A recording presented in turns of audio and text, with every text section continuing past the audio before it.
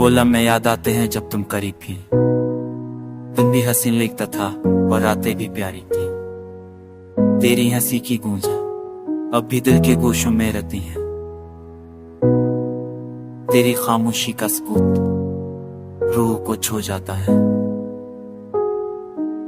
चांदनी रात में जब हवा नरम से चलती है, मेरा दिल बस तेरा नाम लिखती है और तुझे याद करती है।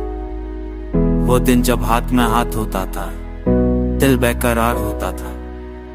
अब वो यादें दिल के अंदर बस सुकून और दर्द दोनों लाती है।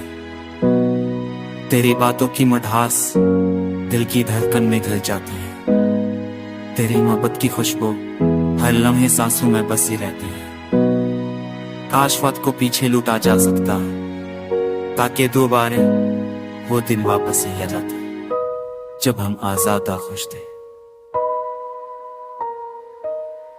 अब भी कभी ख्वाबों में आकर तुम मस्करा देती है और दिल के तार पर एक नया नगमा पहुंच जाती है।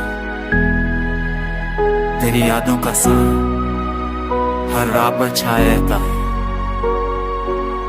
तेरी मोहब्बत की रोशनी दिल के अंदर हमेशा जलती रहती है। दिल चाहता है कि तुम्हें दोबारा चलो, पर तकदीर की दीवार ने हमें जुदा कर दिया।